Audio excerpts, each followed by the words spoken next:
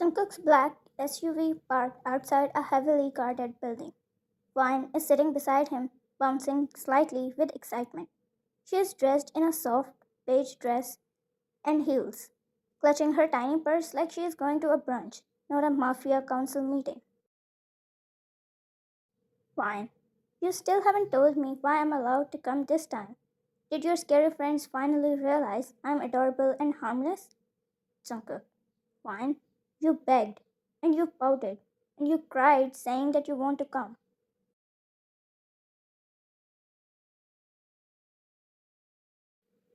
Vine blinks innocently and says, I teared up once. Jungkook, that is crying, and I'd rather face a bullet than see that again. Vine pouts again on purpose, so I can come to more meetings.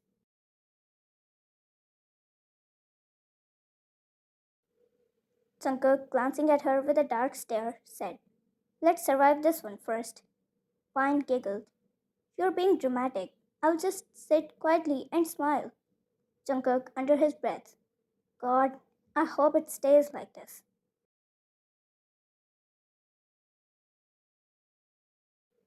Inside the council room, powerful men in tailored suits sat with their cold stares, guns under tables, and Vine, perched on a chair next to Jungkook, smiling like she is at a wedding reception. Vine was supposed to just sit quietly, but Vine is Vine. And then he came, Jungkook's true rival. They never really surpassed each other, both are on the same level, and that's what makes them both hate each other to their deaths. And that's why Jungkook was so careful about this meeting. One step wrong, and there would be war between both of them.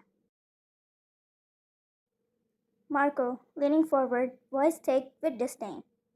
You bring your wife to meetings now, John? Cute. What's next? Tea parties before shootouts? Jungkook coldly said.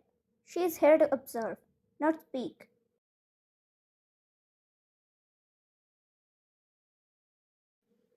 Fine, faking a gasp, whispered loudly to Jungkook. Wow, he talks like he rehearsed that insult in a mirror. Marco snaps his gaze to her. Excuse me? Fine blinks innocently. Oh, I said that out loud? My bad. But really? Tea parties before shootouts? Even Jungkook's threats are more creative. The entire table goes silent. Jungkook slowly turns to her and whispered, Fine, sit quietly. Fine whispered back, I am sitting. It's the quiet part I'm struggling with. Marco smirked. He was clearly offended but tried to play it cool. Marco, cute girl. Shame she wasn't trained better. Fine smiles sweetly. And shame you couldn't get therapy on time. But I understand. It's expensive nowadays, isn't it? Several underbosses choke on laughter. One actually coughed, Jungkook gritting his teeth. Fine.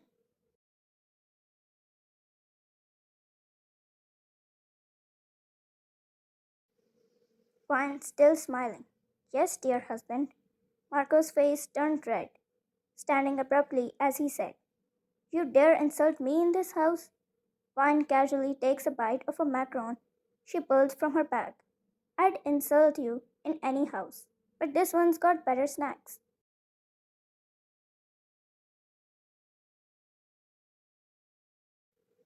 Jungkook completely froze, pinching the bridge of his nose.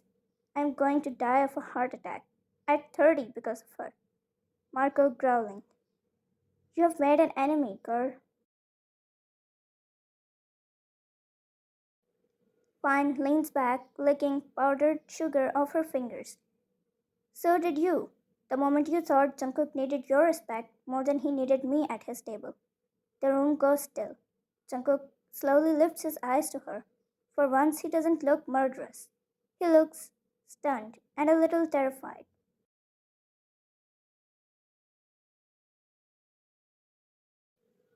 Jungkook softly whispered, Did you just defend my authority?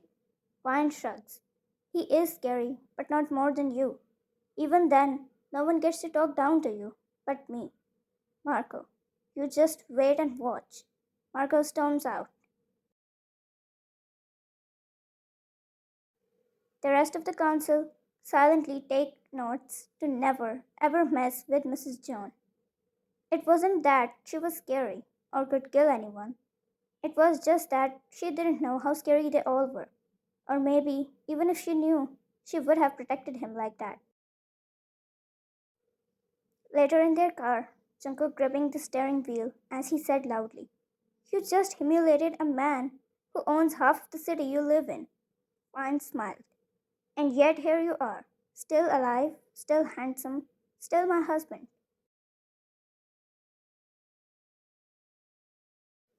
Jungkook quietly said, "I'm not scared of bullets, not knives, not even death.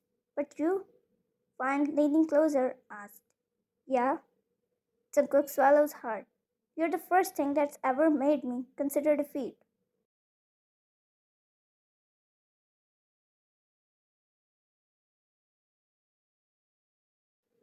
Ryan, "Why do you argue when you know you can't win against me?" She giggled. Jungkook sighed. "Ryan, you insulted Marco D'Angelo in front of the council twice while smiling."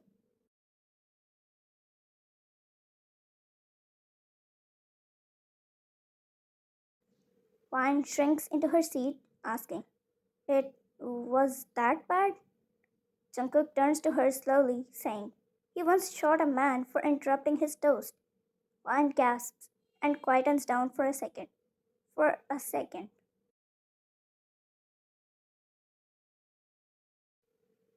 Then she laughed. "Ryan, you thought that scared me? Your jokes are too much. It's not a movie that he kills people here and there. Let's go now. I'm hungry." She pouted, while Jungkook looked at her with unbelievable eyes.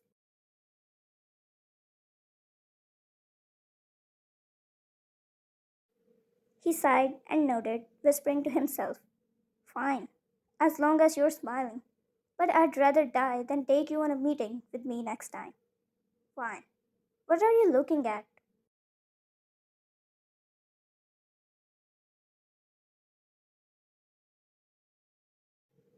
Jungkook softly groans, rubbing his temples. "I'm going to need an army to keep you alive now," he said and started driving, which made her smile harder. "Fine. I also defended you, remember? I told him you don't need his respect because you have mine. You liked it, right?"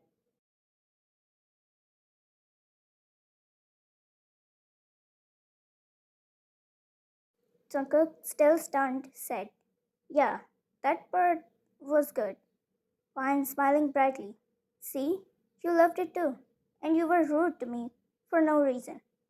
Jungkook, "That is something I'm sorry for. Really. Will you forgive me, sunshine?" "Fine. If you promise to buy me a big teddy bear." Jungkook, "No, not that. You can ask for anything else." "Fine. Why?" Jungkook, "Fine. Anything you want, except this."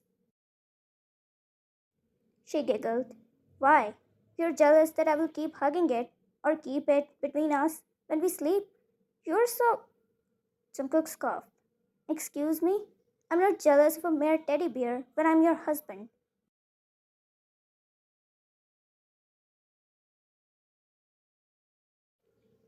"Fine. Then why are your ears suddenly pink?" Jungkook, "What?" He quickly rubbed a hand on his ear. Jungkook, "Wow, that must be because of how hot it is," he said, switching on the AC. "Fine. And you call me innocent?" She giggled.